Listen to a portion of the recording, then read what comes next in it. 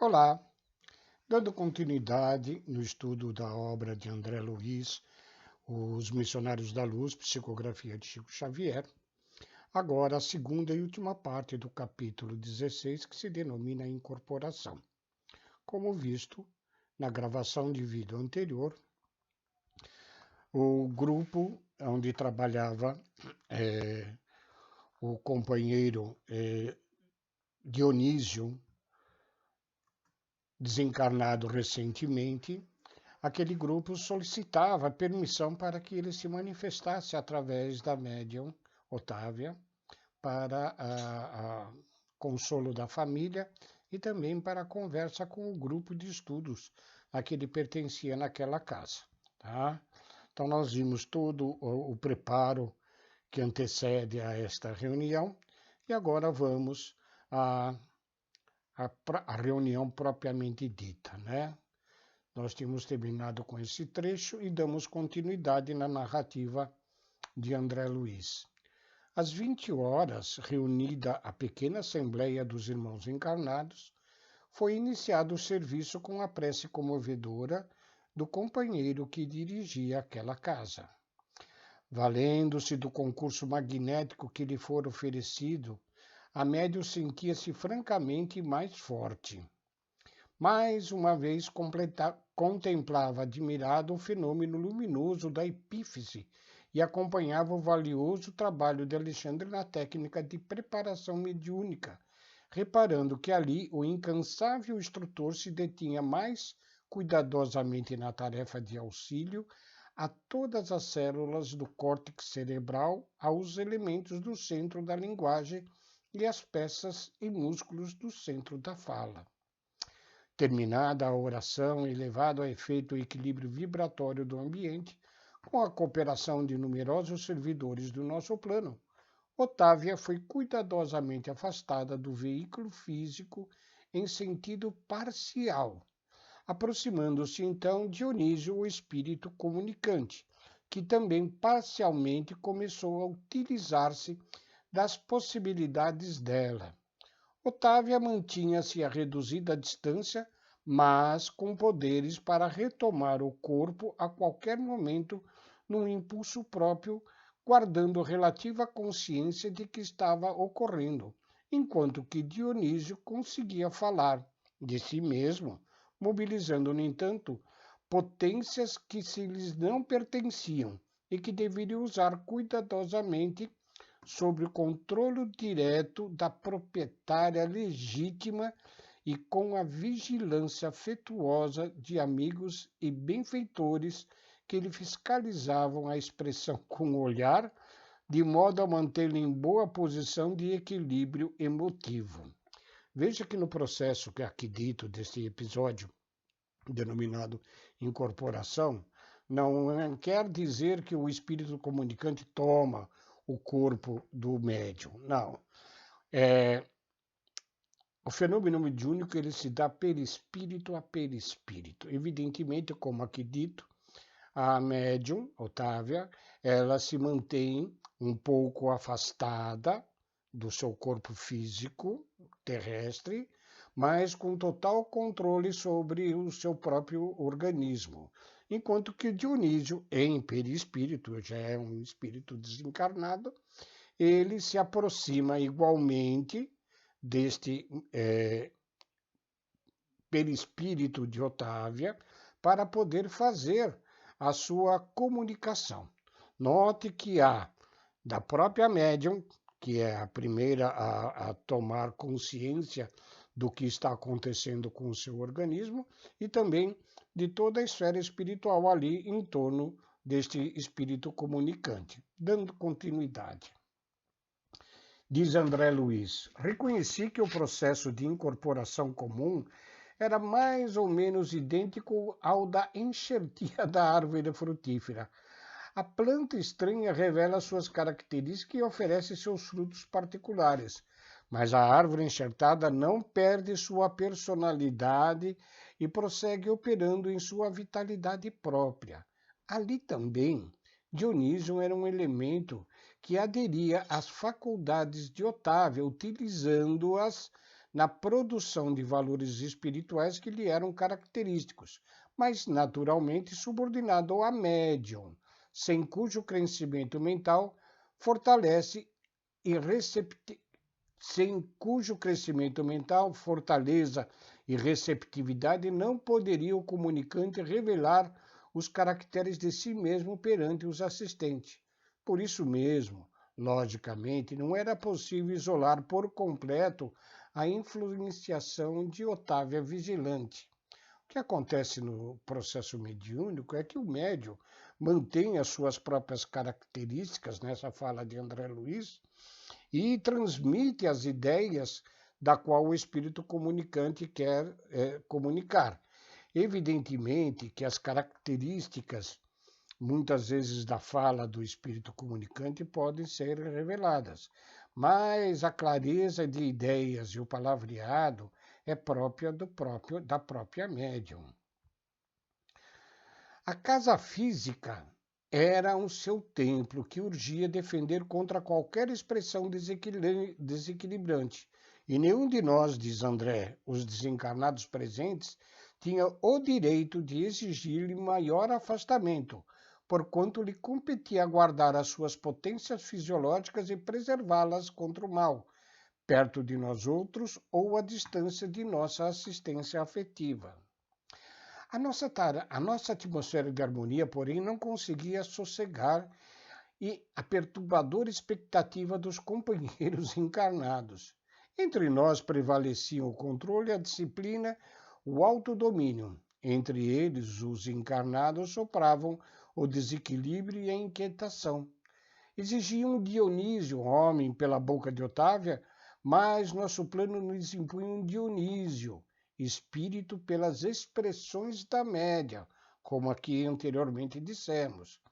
A família humana aguardava o pai emocionado e ainda submetido a paixões menos construtivas, mas auxiliávamos o irmão para que sua alma se mantivesse calma e enobrecida em benefício dos próprios familiares terrestres. É por conta desta questão, desse detalhe do médium manter o seu próprio palavreado e a sua própria interpretação das ideias transmitidas pelo espírito desencarnado, que muitos desacreditam do efeito do fenômeno mediúnico. Falava o comunicante sobre forte emotividade, mas Alexandre e Euclides, ocupando-se respectivamente dele e da intermediária, fiscalizavam-lhe as atitudes e palavras para que se manifestasse tão somente nos assuntos necessários à edificação de todos, responsabilizando-o por todas as imagens mentais nocivas que a sua palavra criasse no cérebro e no coração dos ouvintes.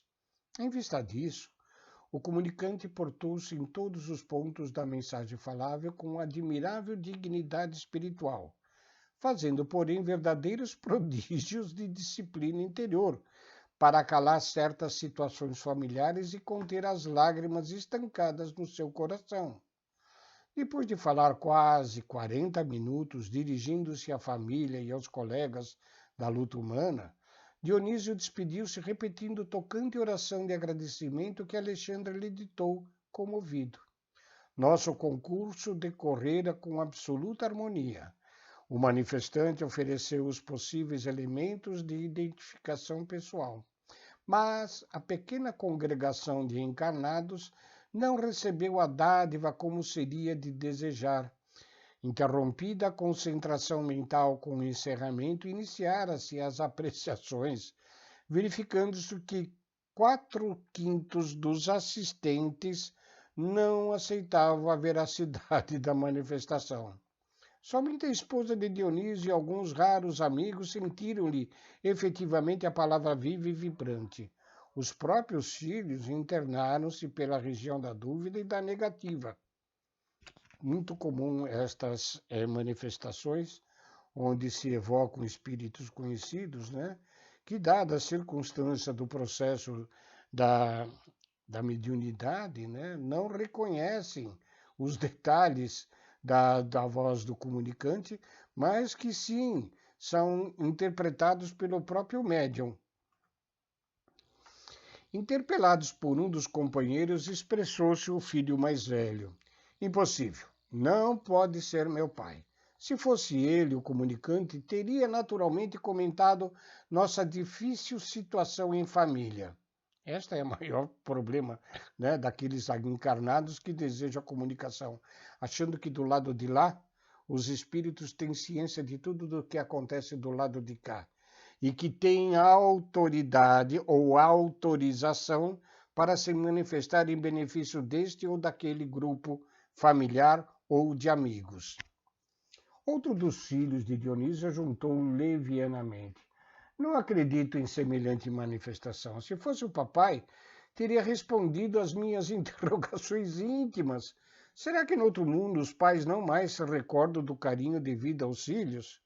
Os espíritos desencarnados não acessam o pensamento dos encarnados automaticamente, nem os seus próprios sentimentos, né?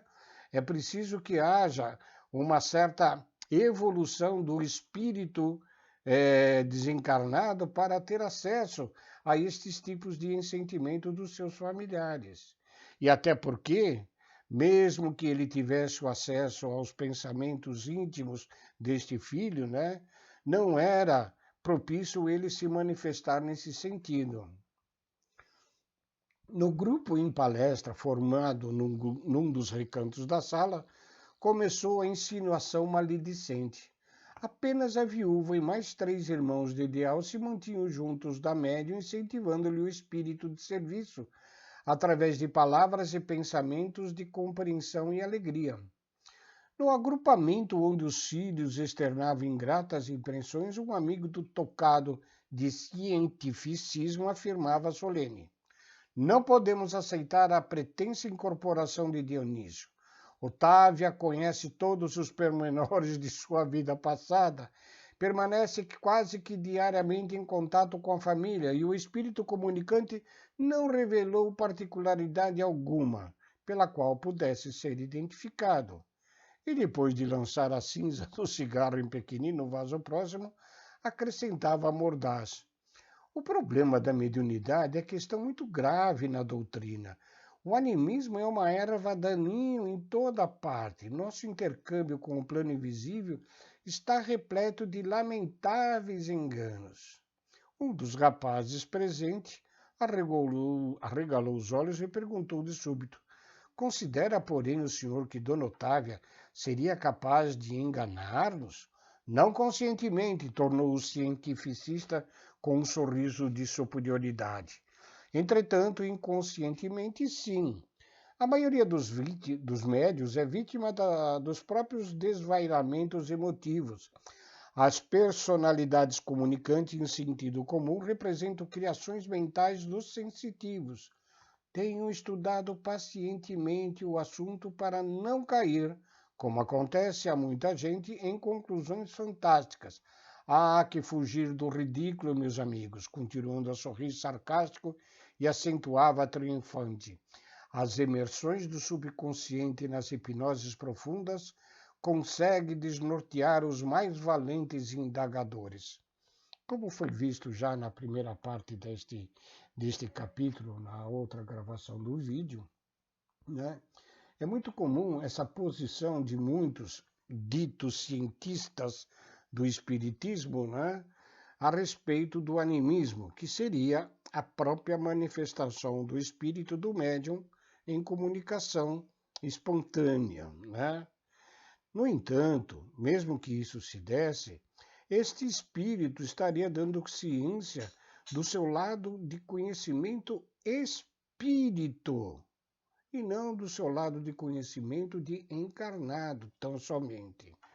E, no entanto, diante destas divulgações destes cientistas espíritas, né, é que se perde muito.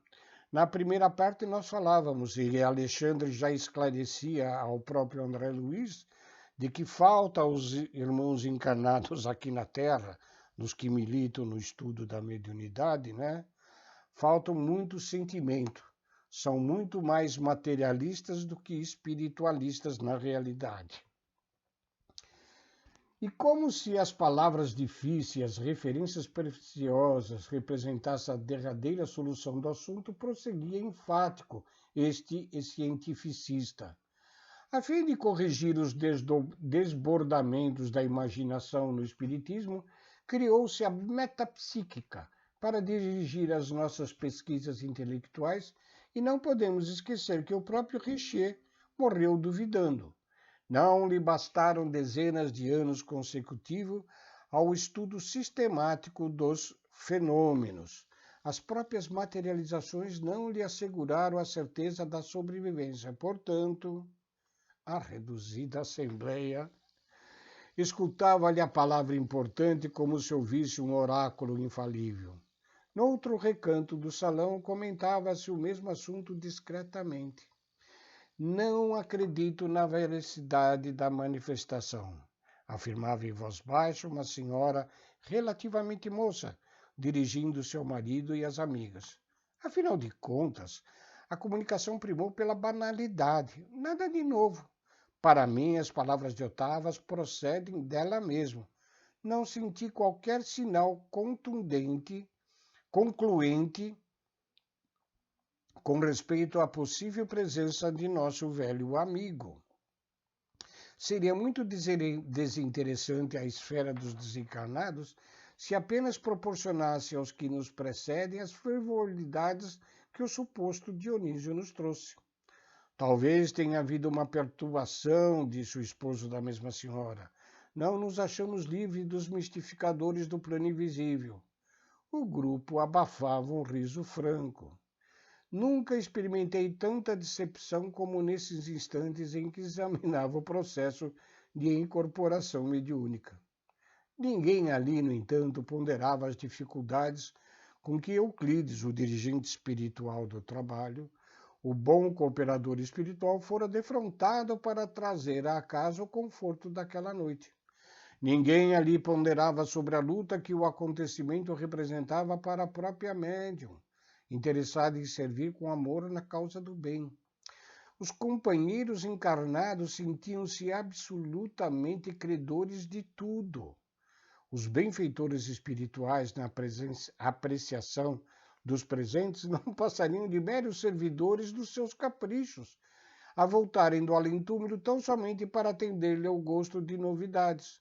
Com raríssimas exceções, ninguém pensou em consolo, em edificação, em aproveitamento da experiência obtida.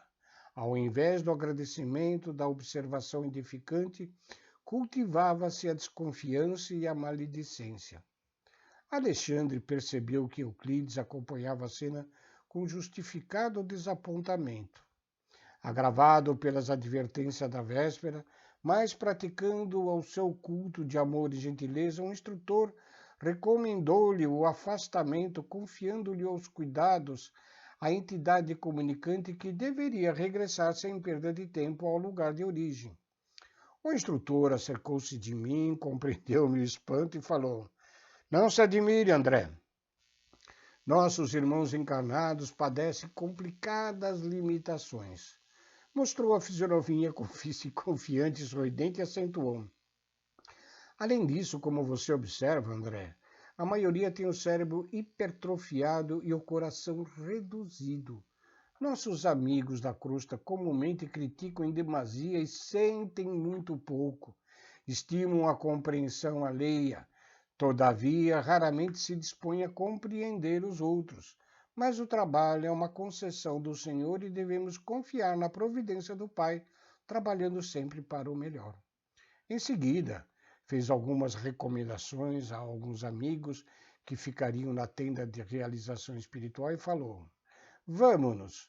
Ao nos afastarmos rente à porta, um cavalheiro dizia ao diretor dos serviços: "Todos nós temos o direito de duvidar."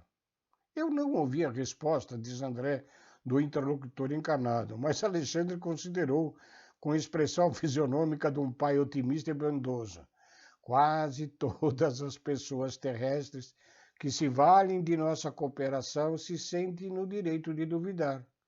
é muito raro surgir um companheiro que se sinta com o dever de ajudar. E aqui ficamos com este capítulo esclarecedor, principalmente de nós encarnados diante dos fenômenos mediúnicos, né?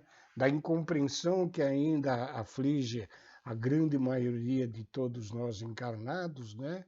E principalmente isto em decorrência da falta de estudo sério da doutrina e dos fenômenos mediúnicos, né? Não é à toa que a espiritualidade maior nos aconselhou a amarmos-nos, mas também a nos instruir, para que nós tenhamos as condições mínimas intelectuais para entendermos o que se passa conosco, que somos espíritos imortais.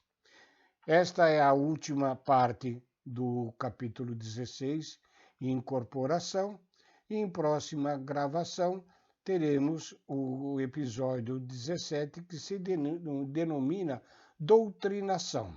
Aqui já esclarecendo, né, que este é um termo muito usado nas casas espíritas antigamente, com o ato de doutrinar os espíritos comunicantes que se manifestam através do médium. E até porque nós não temos a mínima condição de doutrinar ninguém, porque nem a nós nos doutrinamos, hoje se utiliza mais o termo dialogação, né? É o diálogo de alguém da casa que conversa através de um médium com o espírito comunicante. Agradecemos nos acompanharem nesses estudos. Fique com Deus e muito obrigado.